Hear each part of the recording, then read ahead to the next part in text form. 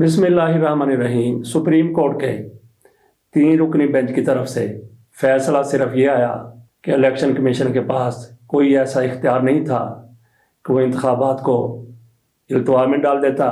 Election commission का फैसला मुस्तरद करते हुए सुप्रीम कोर्ट ने 14 मई को इंतखाबात कराने का हुक्म सादर किया। तो इस फैसले पर मुस्लिम लीग नून के हलकों में, पीपल्स पार्टी के हलकों में, पूरी पीडीएम सारी की सारी जमातें, उनके अंदर एक गुस्सा पाया जाने लगा, इश्तियाल पाया जाने लगा और ये सारे लोग आग बगोला हो गए। ये आग पाकिस्तान में भी इन पार्टियों के अंदर लगी हुई है और पाकिस्तान से बाहर लंदन तक भी बहुत ज़्यादा इस पर इश्तियाल का मुजाहरा किया जा रहा है। मियां नवाज शरीफ साहब क्या कहते हैं, हुकूमत क्या कहती है। हुकूमत की तरफ से काबीना का बाकायदा इजलास बुलाया गया और उसमें जो कोई जहर उगला गया वो अपनी मिसाल आप है। पाकिस्तान में क्या कभी ऐसा हुआ है कि अदालत कोई फ़ैसला कर दे, आपके लिए वो काबिल कबूल हो या ना हो, लेकिन उस फैसले पर अमल दरामद यकीनी तौर पर होना होता है।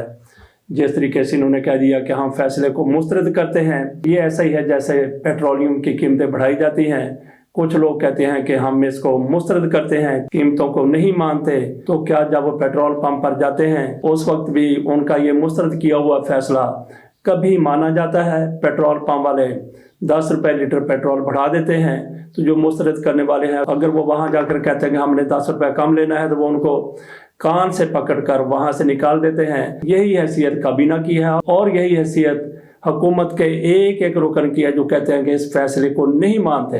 आप फैसले को माने या ना माने, फैसला आ चुका है, उस पर अमल दरामद होना है। इरफान कादर साहब अदालत में खड़े होकर बड़ी बड़ी बातें करते हैं।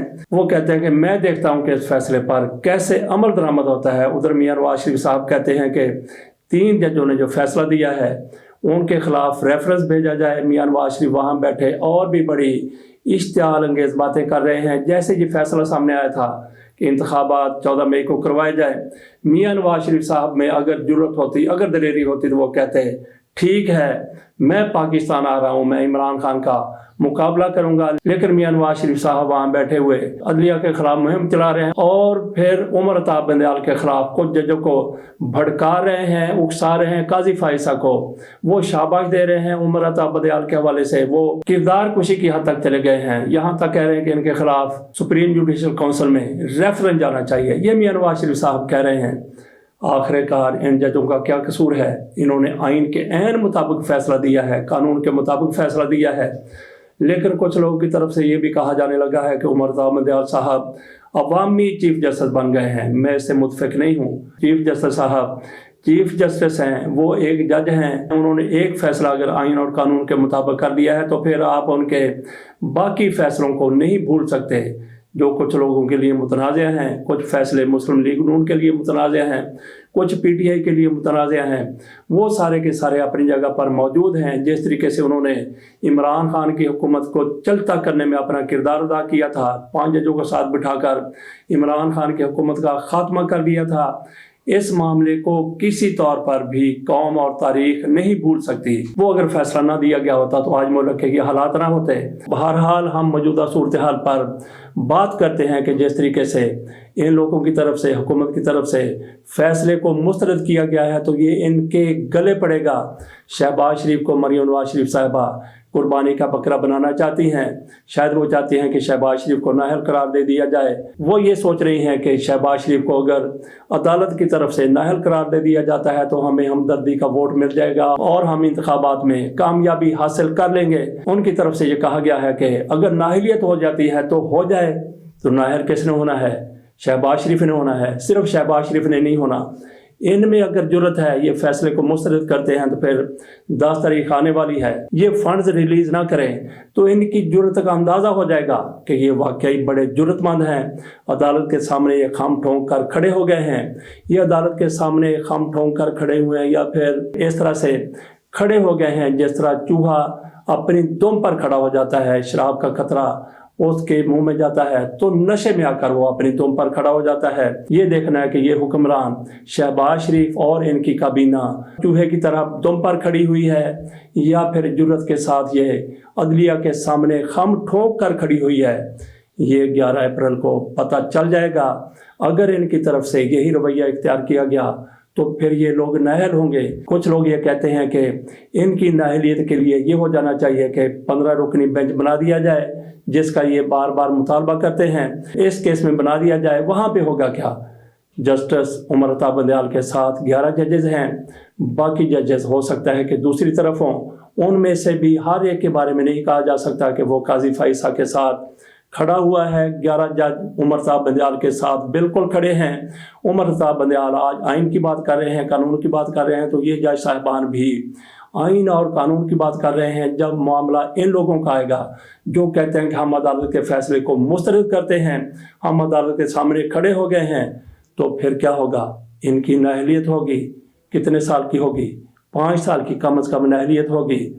تو بینچ فل کوڈ بنا دینا چاہیے، سارے کے سارے جج بیٹھ جائیں تاکہ ان کی نااہلیت قانون کے مطابق 5 سال کے لیے یا جتنی بھی مدت کے لیے ہونی ہے ہو جائے، تاکہ ان کو پھر 15 جج نہ مل سکے، 16 جج نہ مل سکے جو ان کے خلاف آیا ہوا فیصلہ ریورٹ کر دیں۔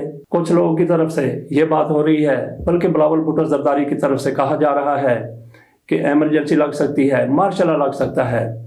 ایمرجنسی پاکستان میں کوسوں دور ہے، اور اگر مارشل لا کی بات کریں تو وہ ہزاروں میل دور ہے۔ سوال ہی پیدا نہیں ہوتا کہ پاکستان میں کبھی بھی مارشل لا لگے یا ایمرجنسی لگے۔ کیونکہ جسٹس افتخار محمد چودھری ایک لارجر بینچ میں یہ راستے بند کر چکے ہیں۔ ان کی طرف سے پرویز مشرف نے جو ایمرجنسی لگائی تھی، نوٹس لیا گیا تھا، اور اس کے بعد پرویز مشرف کے خلاف جو کچھ ہوا وہ پوری دنیا کے سامنے ہے۔ ایک تو جسٹس افتخار محمد چودھری کی عدالت کا وہ فیصلہ جو پرویز مشرف کے خلاف آیا تھا، جیسے ہی پرویز مشرف کی طرف سے 3 نومبر کو ایمرجنسی کا اعلان کیا گیا، اسی روز سپریم کورٹ کا بینچ بیٹھتا ہے، اس نے اس ایمرجنسی کو اسی وقت کالعدم قرار دے دیا تھا، اور جسٹس افتخار محمد چودھری کے فیصلے پر پھر عمل بھی ہوا تھا۔ اور پھر مارشل لا اور ایمرجنسی کیوں نہیں لگ سکتی؟ اس کی ایک اور وجہ بھی ہے۔ وقار سیٹھ نے ایک فیصلہ دیا تھا پرویز مشرف کو سزائے موت کا، اس کے بعد سارے راستے گو کہ اس پر عمل نہیں ہوا، گو کہ وہ بینچ ٹوٹ گیا تھا، وہ عدالت ختم ہو گئی تھی، لیکن ایک فیصلہ اپنی جگہ پر موجود ہے، اس فیصلے کا خوف موجود ہے۔ تو سوال ہی پیدا نہیں ہوتا کہ کوئی بندہ پاکستان میں مارشل لا لگانے کی کوشش کرے یا اس کی سوچ بھی رکھے۔ جس طریقے سے 2 فیصلے سامنے آ چکے ہیں، اس کے بعد پاکستان میں مارشل لا کا اور ایمرجنسی کا کوئی امکان ہے ہی نہیں۔ ان لوگوں کی طرف سے، کابینہ کی طرف سے، حکومتی اتحادیوں کی طرف سے، میاں نواز شریف کی طرف سے فل کوڈ کی رٹ لگا رکھی ہے۔ فل کوڈ سے کیا ہوگا؟ فل کوڈ کس نے بنانا ہے؟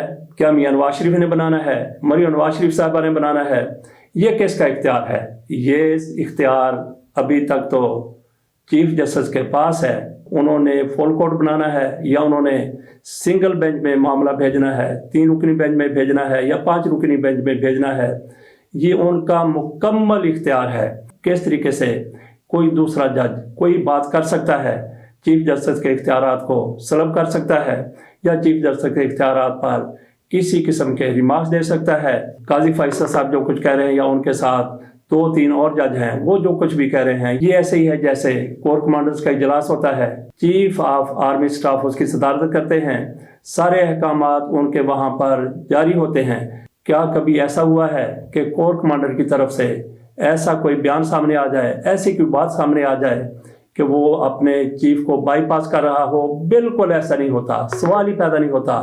اس کو کہا جا سکتا ہے کہ وہ ڈسپلنڈ فورس ہے، لیکن عدلیہ کیا اس میں ڈسپلن نہیں ہے؟ کیا یہاں پہ جج نظم و ضبط کے پابند نہیں ہیں؟ یہ لوگ کس طریقے سے اپنی مرضی کے بیانات دے سکتے ہیں، اپنی مرضی کی باتیں کر سکتے ہیں، اور اپنی مرضی کے جناب قاضی فائصہ صاحب بینچ تشکیل دے کر اس میں فیصلے کر سکتے ہیں؟ ایک طرف وہ چیف جسٹس کو سو موٹو لینے سے روک رہے ہیں، دوسری طرف وہ خود بھی سو موٹو لے چکے ہیں۔ ناظرین عدلیہ کو متنازع بنا کر یہ لوگ کس کی خدمت کر رہے ہیں؟ کیا یہ پاکستان کی خدمت کر رہے ہیں؟ کیا یہ عوام کی خدمت کر رہے ہیں۔ عدلیہ پر انہوں نے ایک بار پہلے بھی حملہ کیا تھا، عدلیہ کے مابین اختلافات پیدا کیے تھے صرف اپنے ذاتی مفاد کے لیے۔